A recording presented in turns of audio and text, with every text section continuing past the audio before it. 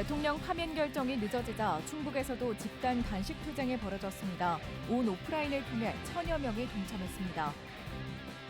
충청북도의 한 산하기관 청사 매입 논란이 감사원으로 향하게 됐습니다. 시민들이 공익감사를 청구했습니다. 단양역을 중심으로 야심차게 구상된 복합관광단지 사업이 반토막이 됐습니다. 민간 투자가 없어 호텔과 놀이동산 등 핵심이 빠지게 됐습니다.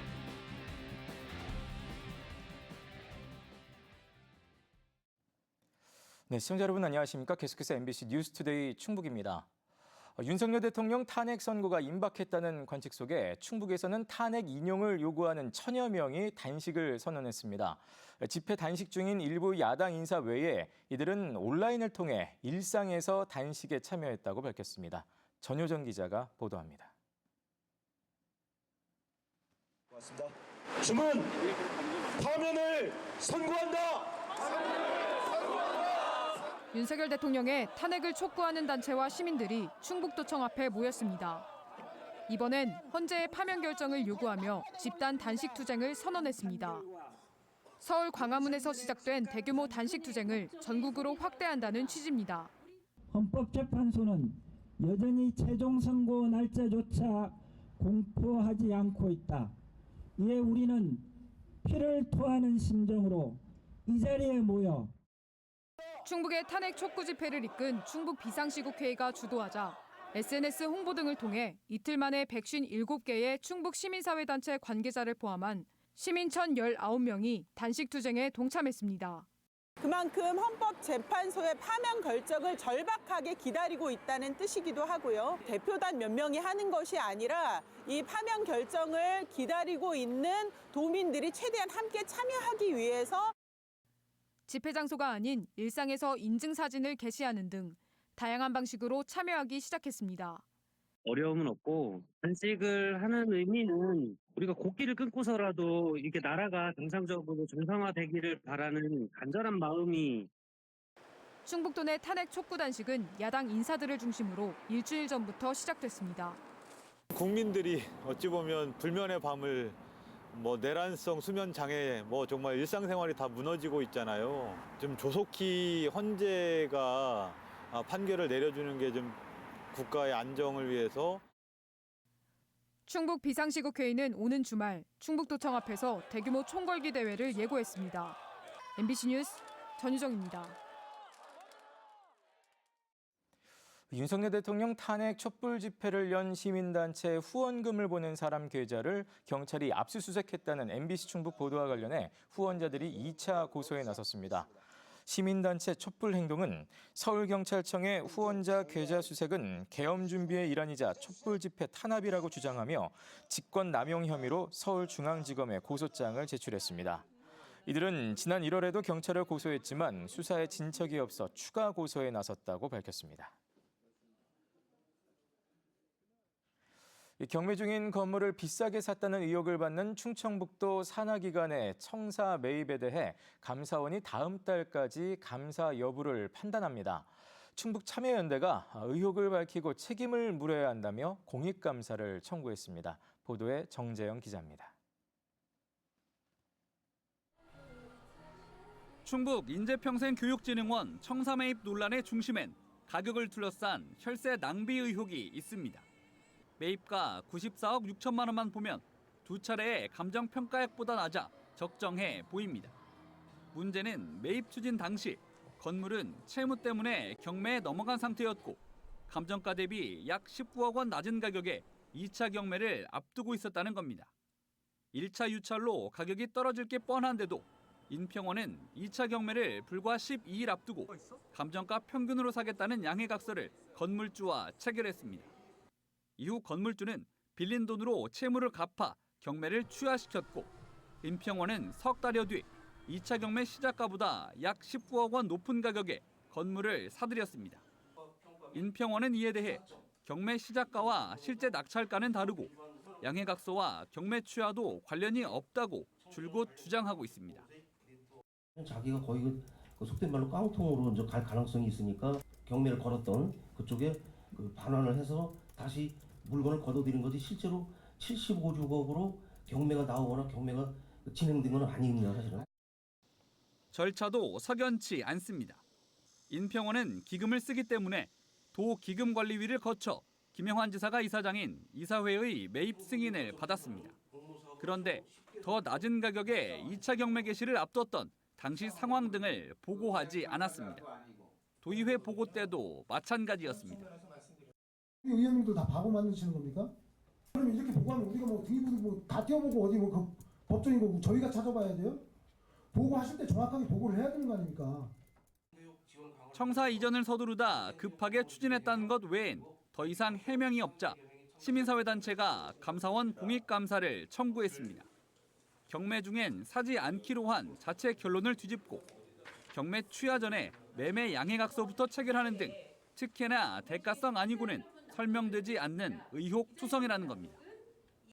매입 과정과 허가 과정에 대한 위법 부당성, 부실 여부, 이것을 확인해 책임을 묻고 대가성은 없는지 확인도 필요합니다. 또 제3자 이익의 공모 여부 등 상황에 따라선 형사처벌 가능성도 있다며 수사 필요성도 주장했습니다. 이해관계에 있는 제3자에게 이득을 취하게 되면, 근데 그것이 이제 공모를 했다든가 무슨 그 이유가 있어서 했다면 그게 밝혀지면 뭐 업무상 배임죄에 해당될 여지가 있습니다. 감사 청구서와 함께 각서와 회의록 등을 넘겨받은 감사원은 다음 달까지 감사 여부를 판단합니다.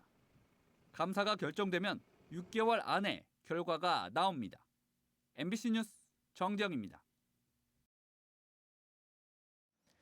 충북도의회 각 상임위가 삭감한 충청북도 추경 예산안 중 일부가 예결특위에서 복원됐습니다. 예결특위는 어제 종합심사에서 삭감된 10개 사업 예산 34억여 원 중 7억 2천여만 원을 되살렸습니다. 사업별로는 당산공원 데크길 조성비와 파크골프장 조성에 따른 축산시험장 조사료값 등 4개 사업 예산이 전액 또는 일부 부활됐습니다. 심사에 앞서 김영환 지사는 많이 도와달라고 당부했습니다. 한 시민단체는 사업 대부분이 민생과 무관하다며 예결특위의 추가 삭감을 촉구한 바 있습니다. 전국 최초로 지역 활성화 펀드에 선정된 단양역 복합관광단지의 개발이 시작됐습니다. 그러나 1,100억 원을 투입한다던 당초 설명과 달리 핵심 시설인 호텔이 빠지면서 이 사업 규모는 절반으로 줄었는데요. 이러한 사업 대부분이 그렇듯 역시 민간 사업자를 구하지 못해서이죠. 체류형 관광단지 구상은 이렇게 시작부터 흔들리고 있습니다. 이승준 기자가 보도합니다.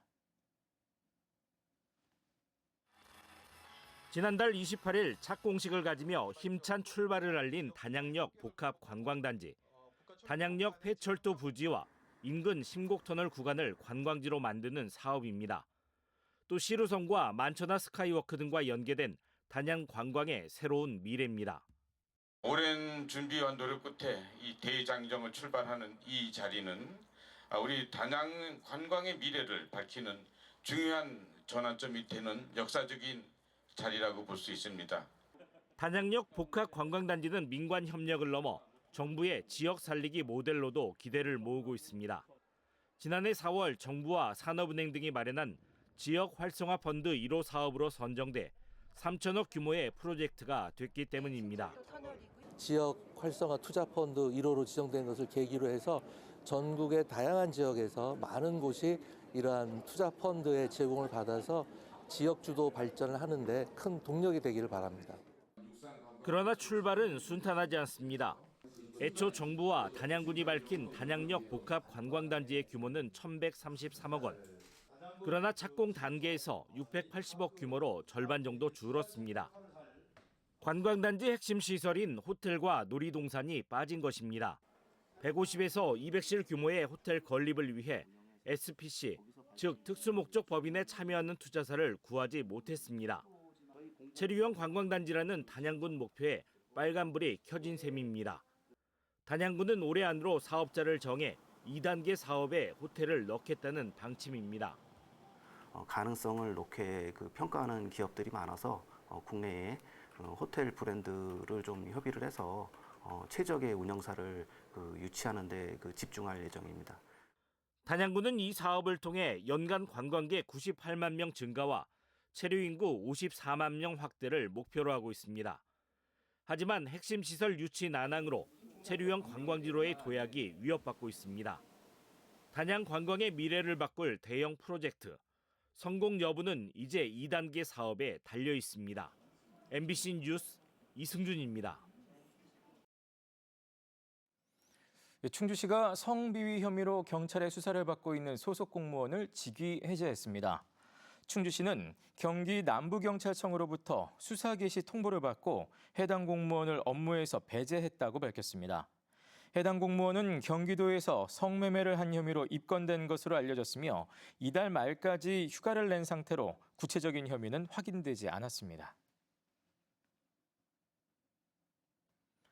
만취 상태로 차를 몰다 시내버스를 들이받은 청주시 공무원이 검찰에 넘겨졌습니다. 청주 흥덕경찰서는 지난달 24일 청주시 비아동 서청주교 사거리에서 만취 상태로 승용차를 몰다 옆 차선 시내버스와 접촉사고를 낸 청주시 6급 공무원 40대를 도로교통법 위반 혐의로 불구속 송치했습니다. 당시 이 공무원의 혈중 알코올 농도는 면허 취소 수준인 0.08% 이상이었던 것으로 전해졌습니다. 네, 이제 이번 주말 프로야구가 개막되지만 하나이글스의 청주 경기 일정은 아직도 나오지 않았습니다. 대전에 새 구장이 들어서다 보니 하나 구단이 청주 경기 배정에는 소극적인 건데요. 이범석 청주시장까지 직접 청주 경기 배정을 요구하고 나섰지만 구단의 반응은 신통치 않습니다. 김영일 기자가 전해드립니다. 지난해 청주시는 18억 8천만 원을 들여 청주야구장에 인조잔디를 새로 깔고 더그아웃과 선수 라커룸, 안전 펜스를 대대적으로 교체했습니다. 또 올해도 4억 원을 들여 관중석 의자를 교체하고 본부석 앞에 전광판을 새로 설치합니다. 이렇게 청주시가 청주야구장 시설 개선에 투입한 예산만 2007년부터 177억여 원. 오로지 한화이글스 청주 경기 배정을 위한 목적이었습니다. 그런데 올해 문제가 생겼습니다. 당장 오는 22일 프로야구가 개막하지만 아직도 청주야구장에는 단 한 경기도 배정되지 않은 겁니다. 하나 경기를 유치하기 위해서 엄청난 예산을 들여가지고 계속 유치해왔는데 이런 우리 청주 시민들의 그런 기대를 저버려서는 안 된다고 생각을 합니다. 청주시는 올해도 예년처럼 6경기를 배정하라고 요구하고 있지만 현실적으로 쉽지 않습니다.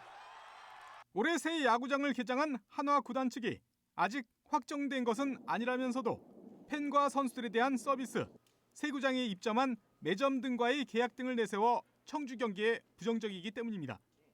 팬들이나 아니면 홈 원정 선수단에게 그 양질의 서비스를 제공하기 사실 좀 어렵고 대전 구장에 올해 입점한 수많은 자영업자들과의 계약 관계 때문에도 대전 경기를 줄이기가 힘들어요. 프로야구 팬들의 반응은 엇갈립니다.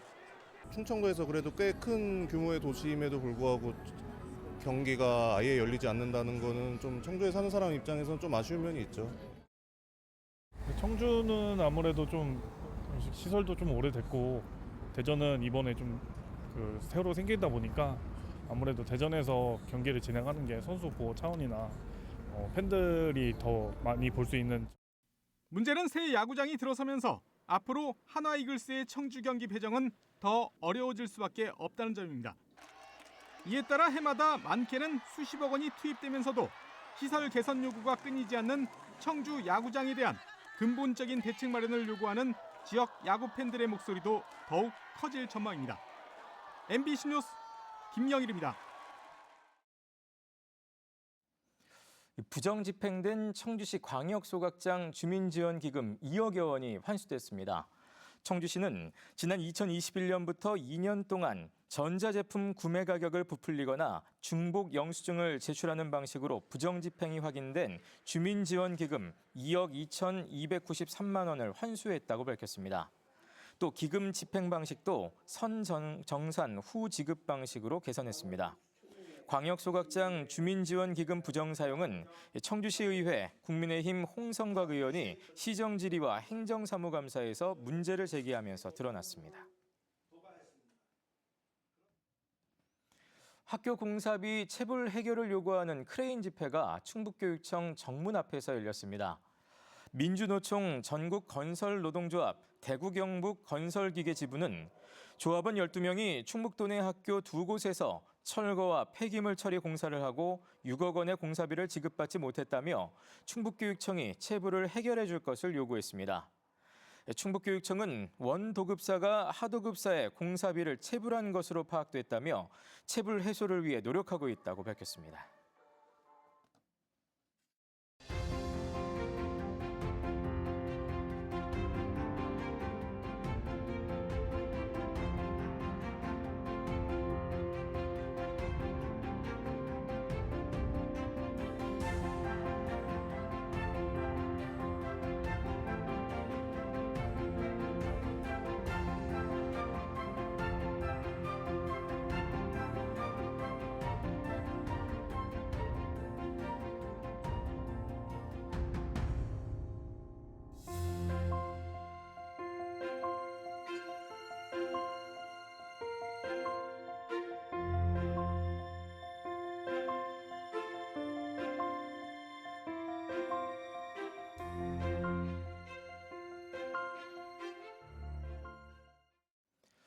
쿠팡이 제천 제3산업단지에 1,000억 원 규모의 첨단 물류센터를 짓습니다. 어제 착공된 쿠팡 물류센터는 축구장 7개 크기인 5만 3천 제곱미터 규모의 2층 건물로 AI 기반 최첨단 자동화 시설을 갖추게 됩니다. 내년 6월 완공 예정인 물류센터는 오는 2027년 상반기부터 충청 강원권 물류 거점으로 활용되며 쿠팡은 최대 500명을 지역에서 직접 고용할 계획입니다.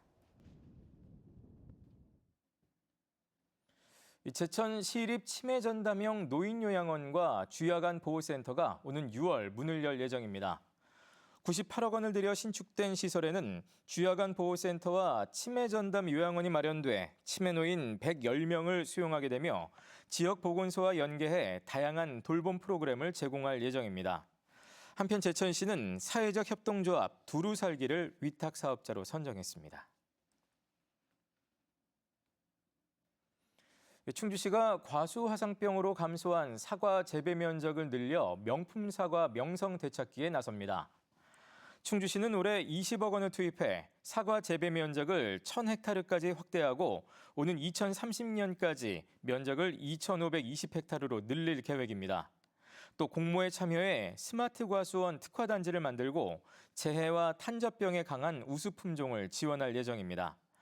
충주의 사과 재배 면적은 지난 2018년 1,898헥타르로 정점을 찍은 뒤 과수화상병으로 955헥타르까지 줄어든 상태입니다. 충북의 소비재 기업들이 베트남에서 616만 달러 규모의 수출기를 열었습니다. 충청북도는 9개 유망 중소기업으로 구성된 전략사절단이 최근 호찌민과 하노이에서 현지 바이어와 상담회를 열고 129건 616만 달러어치의 수출 계약을 체결했다고 밝혔습니다. 충청북도는 미국의 관세 부담이 커지는 상황에서 아세안 시장 개척에 대한 지원을 강화할 계획입니다. SK하이닉스가 엔비디아가 주최하는 글로벌 AI 컨퍼런스 GTC에 참가해 차세대 메모리 제품을 처음으로 공개했습니다. 내일까지 미국 세너제이에서 열리는 이번 컨퍼런스에서 SK하이닉스는 올 하반기 생산 예정인 6세대 고대역폭 메모리 12단 제품의 모형과 차세대 AI 서버용 메모리 표준인 소캠을 처음으로 선보였습니다. SK하이닉스는 또 현재 세계 최초로 생산 중인 5세대 12단 제품을 비롯해 다양한 메모리 반도체 제품도 함께 전시 중입니다. 영동 세계 국악 엑스포 관람객 유치를 위해 관광 상품이 개발됩니다. 엑스포 조직위원회와 한국관광협회 중앙회는 어제 상생 협약을 체결하고 관광 상품 개발과 프로그램 기획, 또 홍보 활동에 힘을 모으기로 했습니다. 관광협회는 회원업체들에게 영동 세계 국악 엑스포를 알려 관광 상품을 만들도록 하고 중장년층을 대상으로 한 여행 프로그램도 기획할 계획입니다. 세계적으로 홍역이 유행함에 따라 충청북도가 출국 전 반드시 예방접종을 받을 것을 당부했습니다. 2회 접종을 완료하지 않았거나 홍역 항체가 확인되지 않은 성인은 최소 출국 6주 전부터 2회 접종을 마쳐야 합니다. 한편 지난해 12월부터 이달 초까지 발생한 국내 홍역 환자는 18명으로 이 가운데 13명은 베트남 방문력이 있었습니다. 괴산군이 1000만 구독자를 보유한 먹방 유튜버 찌양과 상생 협력 지원을 위한 협약을 체결했습니다. 네, 뉴스를 마칩니다. 고맙습니다.